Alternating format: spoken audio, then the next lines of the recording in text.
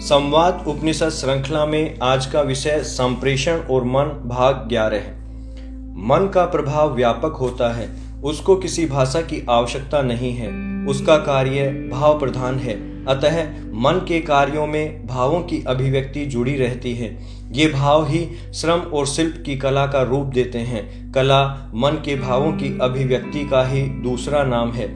चाहे गीत, संगीत, नृत्य, चित्रकारी, कोई भी भाषा दी जाए, यदि उसमें भाव जुड़े हैं तो उसका प्रभाव मन पर होगा ही, यह निश्चित है। आपकी अभिव्यक्ति के साथ यदि मन का जुड़ाव नहीं है तो मान कर चलिए कि उसका प्रभाव सामने वाले व्यक्ति के मन पर नहीं होगा। आप कितना ही कौशल दिखा लें, कितनी ही मेहनत कर लें, मन का जुड़ाव जितना बढ़ेगा प्रभावशीलता उतनी ही बढ़ेगी। पूर्ण मनोयोग, होल हार्टेडनेस 100% प्रभावशाली होता है। यही सफलता की पहली और अंतिम कुंजी है। मन चाहता है आनंद में रहना, रसयुक्त, निर्मल, स्वच्छ रहना।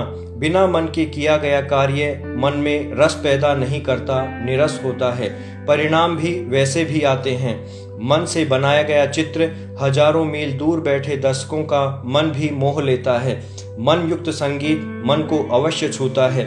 मन ही दूर बैठे व्यक्ति की याद दिलाता है। उसी क्षण हम भी उसे याद आते हैं। मूक भाषा में भी मन के संदेश प्रेषित होते रहते हैं। मन मूल्यवान है, व्यक्ति की पहचान है, अतः इसको साधना होता है।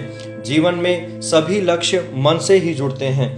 अंतर्मन ईश्वर से जुड़ा है, यही ईश्वर से मिलता है। इसको साधने के लिए शरीर और बुद्धि का साधना आवश्यक है, क्योंकि इनको साथ तो रहना ही है। अतः सबकी एक भाषा होनी चाहिए, सब स्तरों में संतुलन होना चाहिए। आज शरीर और बुद्धि पर बहुत ध्यान दिया जा रहा है, मन कमजोर होता जा रहा है। जीवन संघर्षों से जूझने की क्षमता घटती जा रही है। आज शिक्षा से भी मन निकल गया। विकसित देशों में मन की दयनीय हालत देखी जा सकती है। बात बात में व्यक्ति टूटता दिखाई देता है। हम भी उधर ही जाने में लगे हैं। इस मन का मूल स्वभाव भी चंचलता है। इंद्रियों के व्यापार के कारण, स्मृतियों और कल्पनाओं के कारण, परिवेश अथवा संगत के कारण, संस्कारों के कारण, पूर्व जन्म के कर्मों के कारण इस मन की चंचलता सदा बनी रहती है। यह कभी स्थिर दिखाई नहीं पड़ता। जिस बात के लिए व्यक्ति संकल्प करके कुछ करता है, उसी बात को वह स्वयं ही कुछ काल बाद भूल बैठता है। यह मन नित्य बदलता है, प्रतिक्षण बदलता है, किंतु मूल में बात यह है कि यह भी मेरा मन है, मेरे से अलग सत्ता है इसकी। मन को धीर पुरुष नियंत्रित करके इसे अंतर्गामी बना लेते हैं, तब आत्मा ईश्वर की ओर मुड़ जाता है, आनंद और सात्विक ज्ञान से जुड़ जाता है। हमारे शरीर में कुछ भी होता है उसका तो हम पता लगा लेते हैं, किंतु बुद्धि और मन पर जो परतें चढ़ती हैं उसकी जानकारी हमें नहीं होती। परतें चढ़ती जाती हैं, हम बदलते जाते हैं, चलते जाते हैं। यह शिक्षा से ही संभव है कि व्यक्ति इन परतों को देखना, समझना सीखे और इनको उतार सकने की सामर्थ्य जुटा सके। अत्यंत साहस का कार्य है इनको हटाना। इसीलिए ऐसे पुरुषों को वीर और महावीर जैसे शब्दों से संबोधित किया जाता है। इसके बिना स्वयं को जान पाना भी संभव नहीं है। स्वयं को जान लेने के बाद व्यक्ति अकेला होते हुए भी सिंह के समान हो जाता है। पूरे जंगल की रक्षा का भार अपने ऊपर लेकर चलता है। जिसे हम देख पा रहे हैं उसी को समझ पा रहे हैं। जो दिखाई नहीं देता वह हमारी समझ से परे है। हम दुनिया को देख सकते हैं, शरीर को देख सकते हैं, इससे क्या होने वाला है? इनका नियंता तो हमारा मन है। बुद्धि और मन दोनों ही अदृश्य हैं, अतः इनको समझने के लिए विशेष शिक्षा की जरूरत है। व्यक्ति अपने आप नहीं समझ सकता या फिर लंबा काल निकल जाता है। अनपढ़ भी तो ठोकरें खाकर सीखता ही है। हमारा मन इच्छा करता है, बुद्धि इच्छा पूर्ति के प्रयोजन ढूंढती है, उसके मार्ग निकालती है, इच्छा को स्वीकारती है या नकारती है। इसके बाद शरीर इच्छा पूर्ति के लिए श्रम करता है, प्रयास करता है। यह सारा कार्य भीतर से बाहर की ओर होता है। सारा कार्य प्राणों के माध्यम से होता है। मन की चंचलता प्राणों से होती है। प्राण ही बुद्धि को गतिमान बनाते हैं। बुद्धि मन का अनुसरण करती है। देव या असुर भाव के अनुरूप ही कार्य की दिशा तय करती है। इसमें बुद्धि का अपना अहंकार भी जुड़ जाता है। अधिकांशतः जीवन के द्वंद्व मन और बुद्धि के बीच चलते हैं। नियंत्रण करना बुद्धि का कार्य है। मन का कार्य है इच्छाओं को पैदा करना। मन में कुछ इच्छाएं अपने आप भी पैदा होती हैं। व्यक्ति उनको कई बार रोक भी नहीं पाता। इनको ईश्वरीय इच्छा कहते हैं। इनका आधार पूर्व कर्मों का योग होता है। इनकी पूर्ति में द्वंद्व भी नहीं होते। यदि बुद्धि कुछ कहती भी है तो मन उनको स्वीकार नहीं करता। कई बार हम सुनते हैं कि मौत बुलाकर ले जाती है। यह ईश्वरीय इच्छा का स्वरूप है।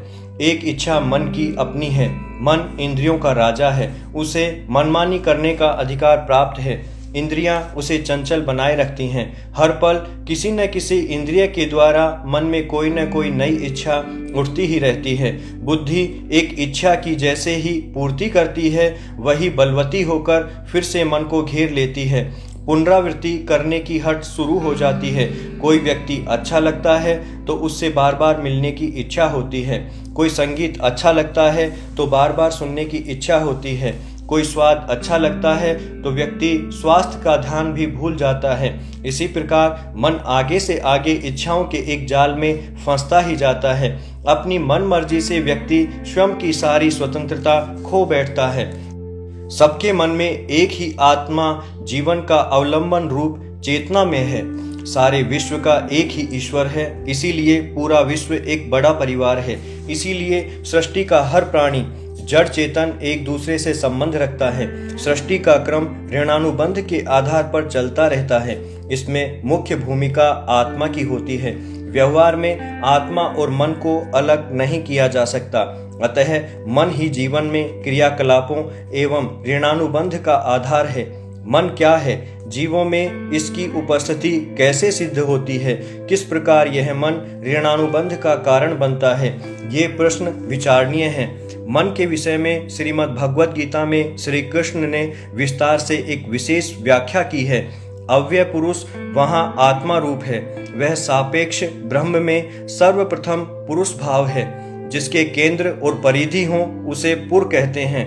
पुर में निवास करने वाले को पुरुष कहते हैं। सृष्टि के अलग अलग धरातलों पर पुरुष भी उसके अनुरूप अलग अलग होते हैं।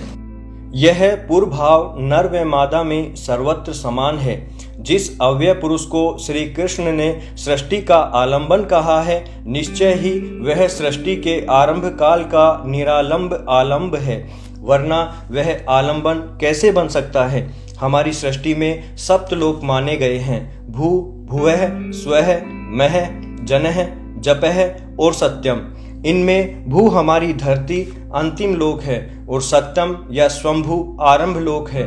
स्वंभू परमेष्ठी, सूर्य, चंद्रमा और पृथ्वी ये पंच पर्वों के नाम से जाने जाते हैं। स्वंभू ऋषि प्राण का, परमेष्ठी ऋषि पितृ प्राण का और सूर्य पूर्व दो प्राणों सहित देव प्राणों का लोक है। इन्हीं के सामंजस्य से सृष्टि क्रम का विकास चलता है। अतः ये ही हमारे तीन मूल ऋण रूप माने जाते हैं। अव्यय पुरुष की सृष्टि ऋषि और पितृ प्राणों के सहयोग से होती है। माया उस योग की कारक बनती है। अव्यय पुरुष पंच कलात्मक होता हुआ सर्जन में प्रवृत्त होता है। पांच कलाओं में आनंद, विज्ञान, मन, प्राण और वाक हैं। केंद्रीभूत मन जब माया रूप इच्छा शक्ति से प्रेरणा पाकर प्राण और वाक से युक्त होता है, तब प्राण क्रिया रूप में आ जाते हैं। फलतः सृष्टि का निर्माण होता है। मन, प्राण और वाक अविनाभाव में रहते हैं, एक दूसरे से अलग नहीं हो सकते। अतः संपूर्ण सृष्टि के केंद्र में यह मन ही होता है। अव्यय पुरुष के इस मन को स्वयं मन के नाम से जाना जाता है, जो कि स्वयं में पूर्ण रूप से निर्गुण रहता हुआ भी सगुण सृष्टि का संचालक बनता है।